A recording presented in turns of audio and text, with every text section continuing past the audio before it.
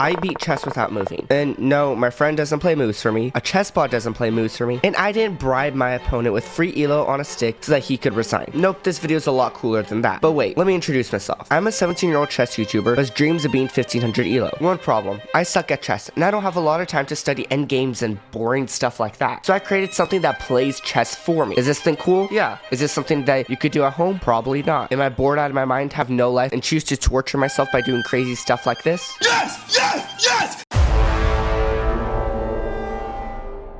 I started to think of how I could beat chess without moving, but I couldn't really think of anything good. I already decided to not have my friend play moves for me, and using a chess bot is illegal in online games. So I decided to break down the challenge in a simpler way, which would hopefully jumpstart my brain into thinking of better ideas. I thought, what really is beating chess without moving? All it is me winning a chess game without me physically moving a single piece. So if I get the pieces to move for me, and I checkmate my opponent, then I beat chess without moving. But how did I do that? Well, like any other brilliant mind on YouTube, I asked Uncle Google to spoon-feed me the answer. Uncle Google took me to this chess.com article where my journey began. That definitely won't give me a virus. To the untrained eye, this has nothing to do with chess, but to me this was better than free elo on a stick. My plan was to write a program that would move the chess pieces for me. The way the program works is that it will move my cursor to certain positions on the screen and then click and drag to other positions. In turn, this would move the chess pieces for me. But which chess pieces will move in what order? There may see an infinite amount of chess positions. Did I write code to move pieces for an infinite amount of positions? No. Instead, I coded the program to essentially play the scholar's mate for me. But as you'll see later, this raises some problems that could make this challenge impossible to complete.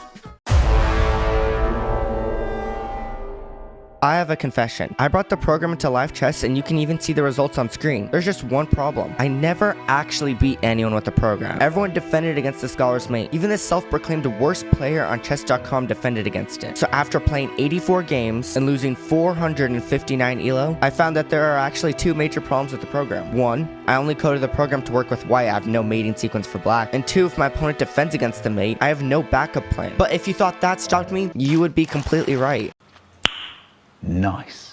Until I realized that this was infinitely better than spending hours trying to learn endgames that you've never heard of, like the Lucina position and the Philidor's defense. So I got to work and I found a solution. Did I A, give up YouTube chess content forever and become a clown? B, A, except instead of a clown, I moved to New York and stalk Gotham Chess? Or C, did I change the code to include two different checkmate sequences for white and two for black based off the most common responses to E4 or E5? The answer is obviously C. After hours of work, I finally finished the program. Now the program will play a mating sequence depending on a key I press, which depends on my opponent's response to E4, E5, solving the first problem. Now, if my opponent plays the Scandinavian defense, for example, I'd press S on my keyboard and the program would do its thing. As far as the second problem, well, I coded a failsafe if everything fails.